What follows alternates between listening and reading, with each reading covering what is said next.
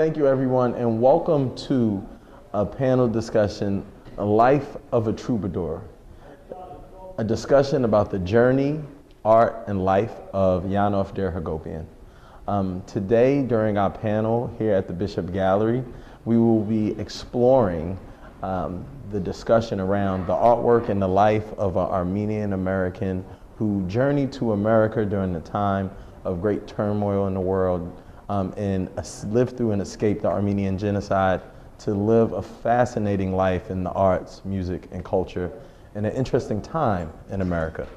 My name is Stevenson Dunn. I'm co-owner of the Bishop Gallery, and I'll be your moderator this evening.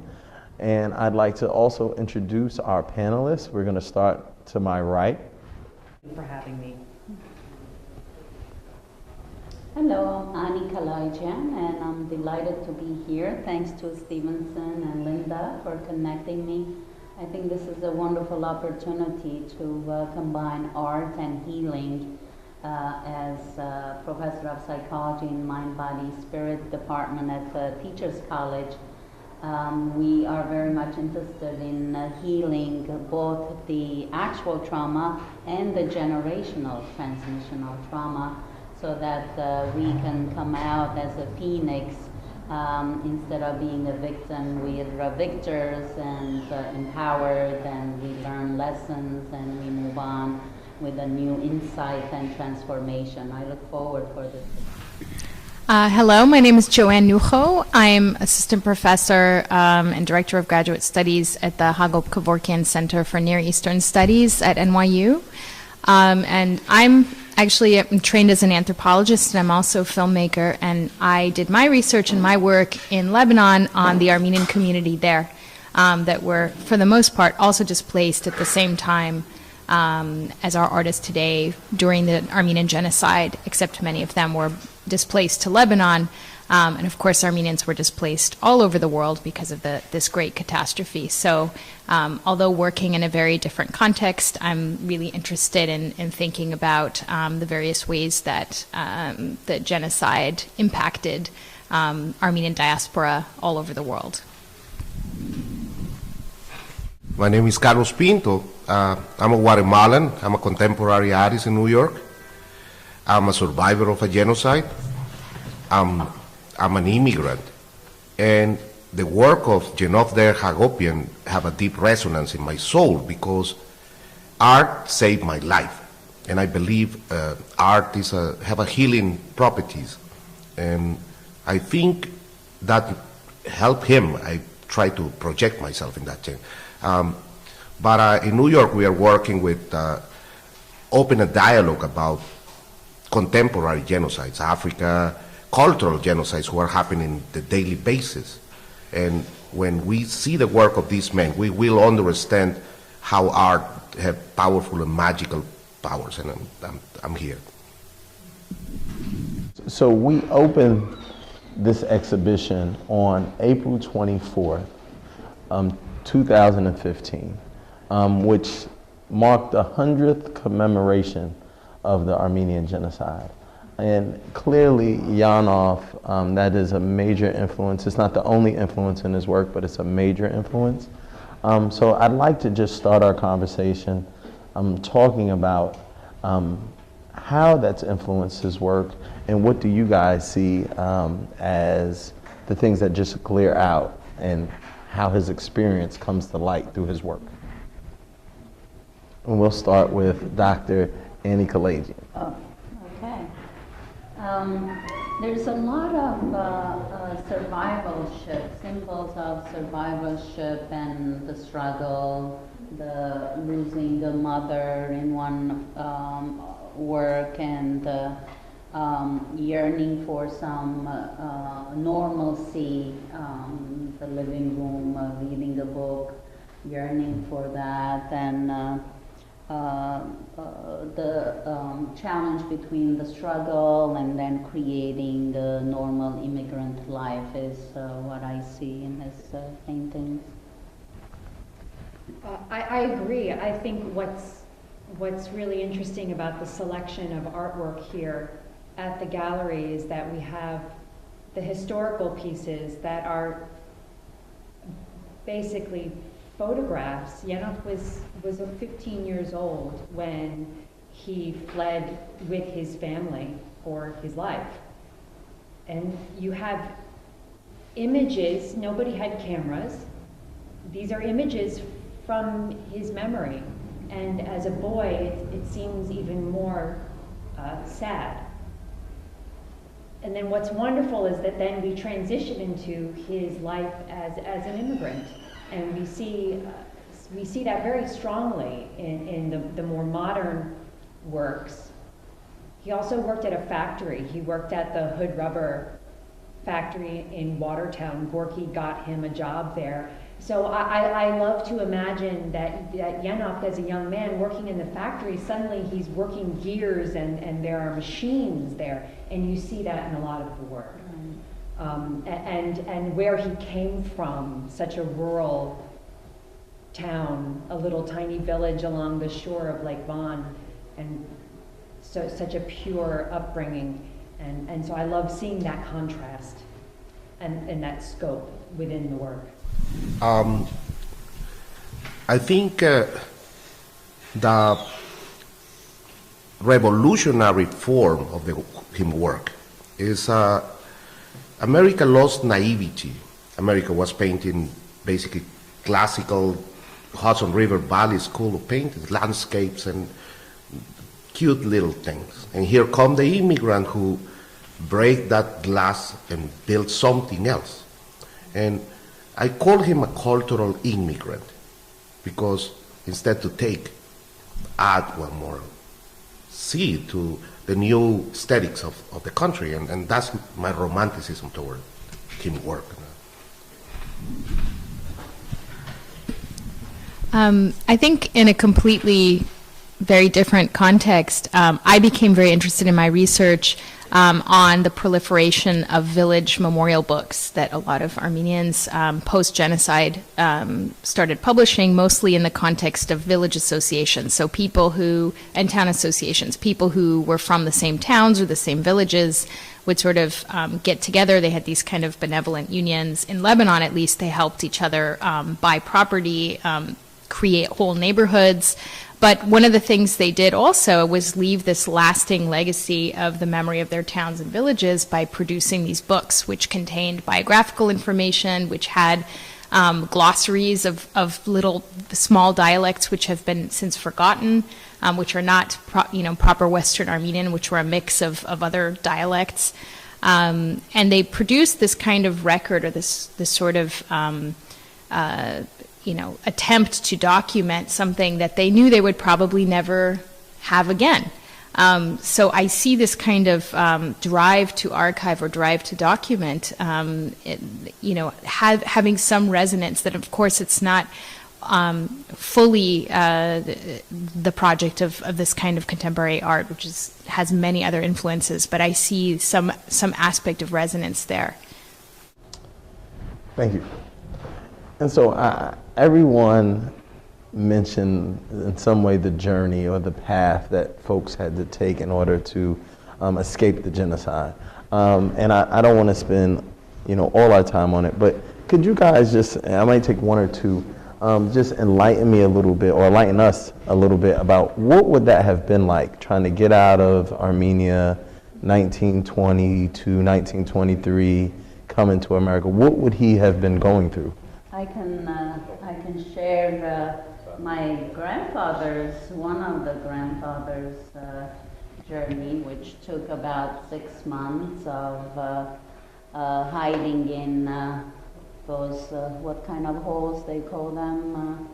In the Foxholes. Foxholes, and finally, after 6 months, where everybody thought he was dead, he would appear. My aunt would hear a knocking on the door, and she would look down because they were still scared, because it's still Ottoman gendarmes are coming around and saying, are you keeping any Armenians, and coming and killing the rest, even in Syria.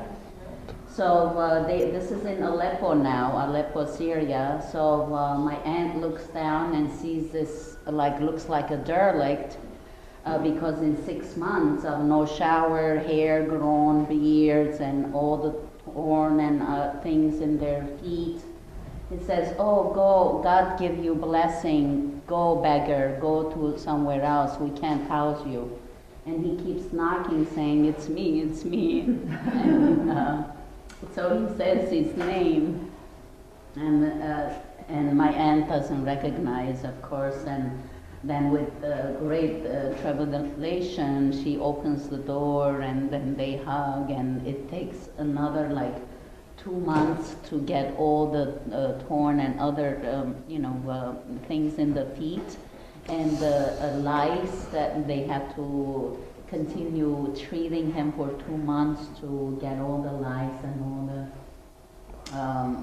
elements out of the feet and get him in a kind of a normalcy.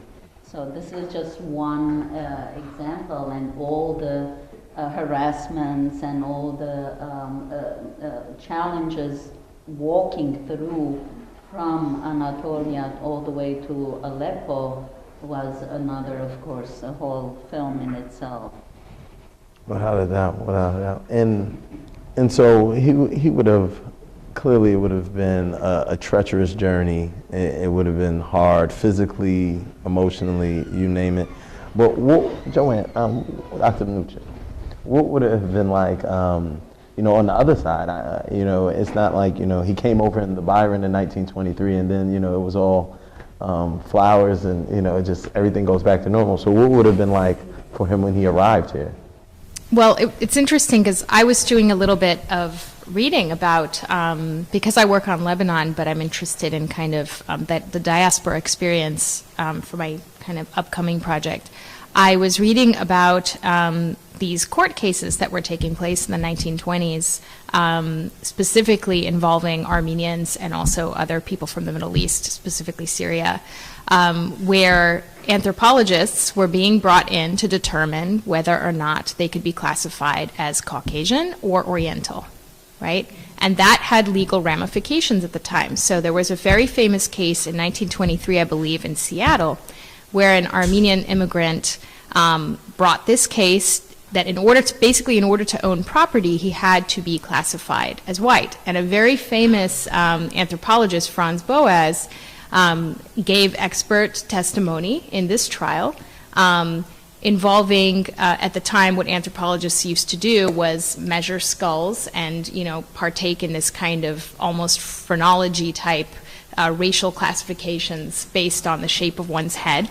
And he said, well, basically, the way that people's heads are shaped are that way because of how they are laid down as children on sort of hard beds or not. So this was a huge innovation at the time. So in fact, he was making a kind of very anti-racist statement by not boiling it down to kind of a biological deterministic sort of idea.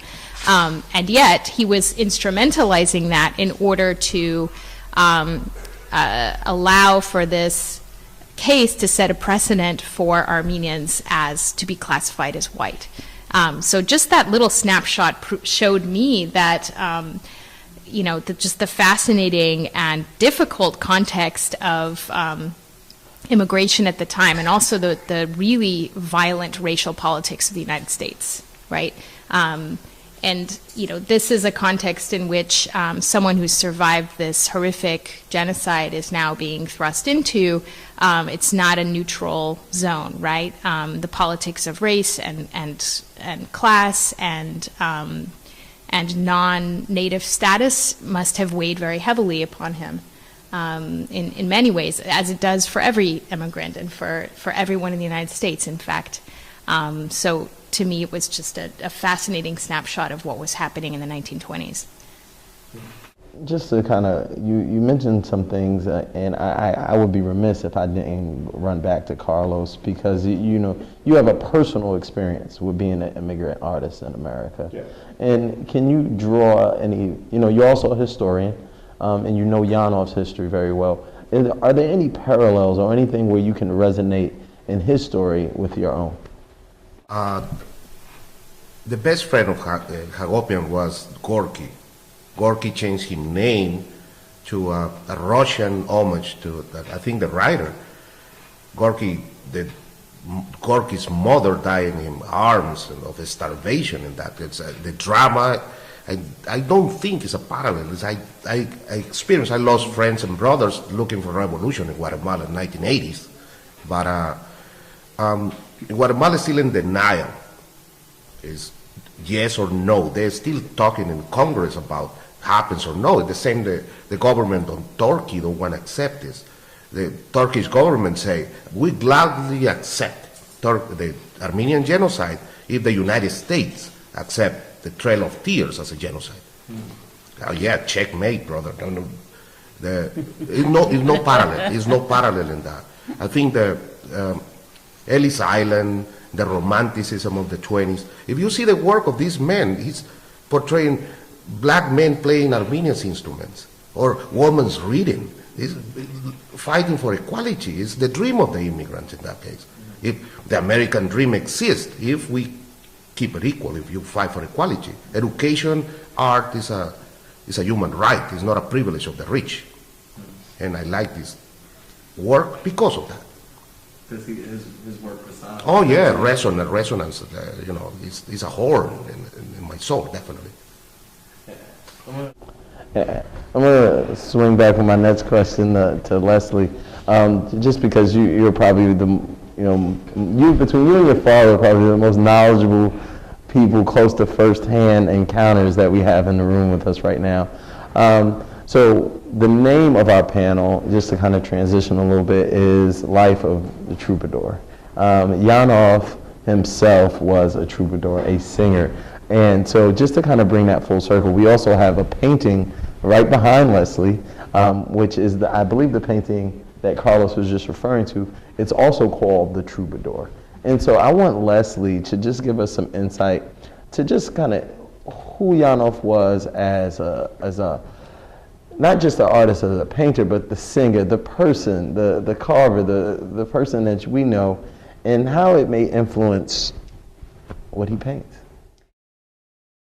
Well, I'm still researching his life, and there are so many archives that I have yet to go through. So I'm really excited to continue this journey of exploration. But he was born in 1900 in a very small little village, and was destined to go into the clergy like his father. And because of this catastrophe in 1915, that redirected his life. And he never studied art formally. I mean, who knows if they even had paper and pencils, but what they had were the icons of these beautiful ancient churches that he and his boyhood friends would study because they were so ornate and beautiful. And I think those images probably stayed with him.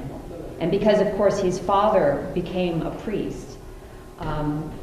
But when Janov came to America in 23, he really was very multi-talented. He was a painter, but I wouldn't say he was a painter only. He was a wood carver.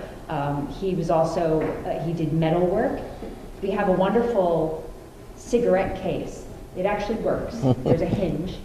And it was his cigarette case. So nothing was too far for him to try. And there's actually some beautiful etching on the outside of the cigarette case. But he was also, what makes, I think, the whole experience really amazing is that when he was a boy, his father, before he became a priest, was a traveling minstrel. And as a little boy, he would go through Armenia with his father, learning all of these ancient Armenian folk songs and Kurdish folk songs.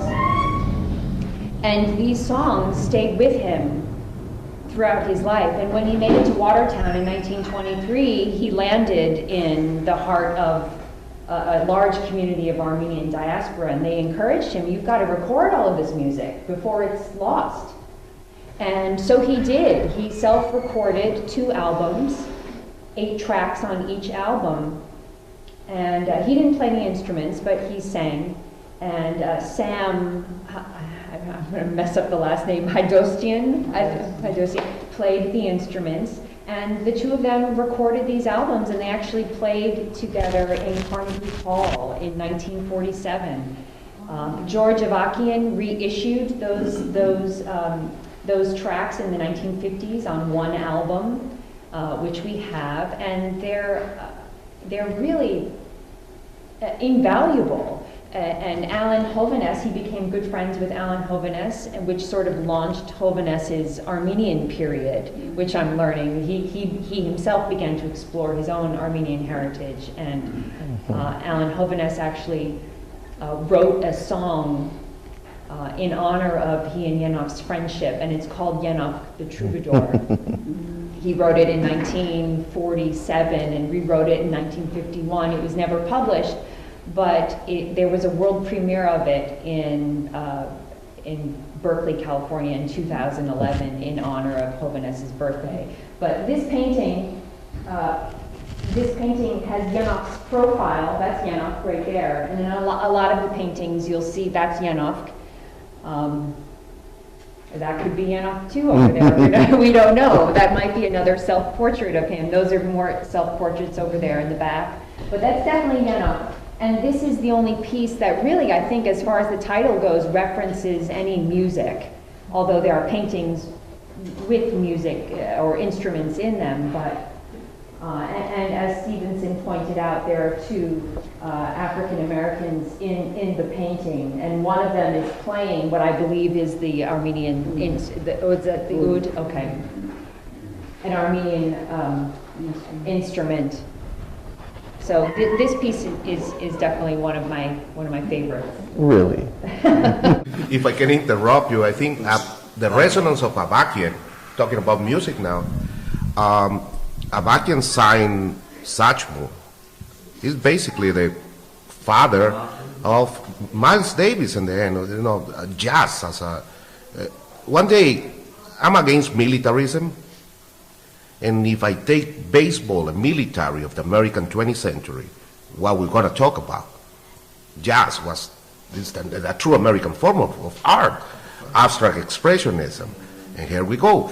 He was part of the true voice of the 20th American century, and the sad part is nobody knows that, and now we know, and that's what we're doing. I like that. Just to bring everybody up to speed, I don't want to assume we're throwing out a lot of terms and lingo here.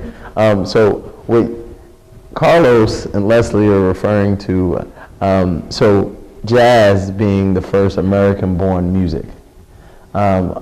And that's a fact that's known, but simultaneously you have a movement in the arts going on which births the first American-born arts movement, which is abstract expressionism. And I think that's actually a great segue into my next question. So this is clearly about Yanov, but he has a very interesting story overall, and I think one of the most interesting parts is not that he was just friends and a confident, lifelong friends with famed artist Arshil Gorky, but not only were they lifelong friends, but we never heard about it, which makes it even more interesting to me.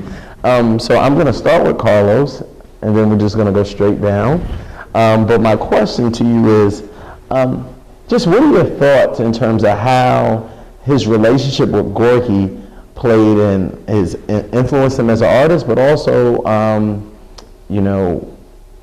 kind of what his life had been different had he went. And I hate to be so directed, but it's a real question. Would his life have been different if he chose to maybe change his name and distance himself and not be as ethnocentric as he was? Yeah.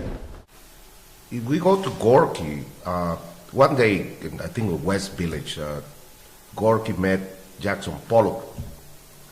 And Pollock was an American artist. And he was, abstract expressionists kill themselves. They have that tendencies of suicide. And the Gorky thing, it's sad beginning. And all his life was haunted by the horrible tragedy of the genocide itself. The mother died, we all, mama's babies, right? But he healed himself with the art, but he was a very fragile man. He fell in love with the wrong ones. And every time he had the heart broken, Genov Der Hagopian come to the picture. He was some kind of spiritual consigliere of Gorky, because he was the son of a priest, and I didn't knew the younger son of a priest in the Armenian tradition became a priest itself. It's an automatic passing the torch. Thanks to Genov Der Hagopian, I understand the importance of Mount Ararat and the Christianism and the Noah's Ark. Hagopian create Lake Ban in Mount Ararat everywhere he lives. As somebody asked me, what about graffiti? We have a graffiti star right here in front of us. And that kind of public art, WPA as a form, in an heritage form of the Mexican influence in the American Depression times and stuff like that. But this guy come to Gorky's life every time Gorky have the heart broken. And I don't know, keep it up, basically. Every time Gorky fell in love and died and get depressed and the whole stuff, the Hagopian come to the picture and given spiritual advice. That's exactly what happened. And that was the dynamic. Yeah, it was a brotherhood.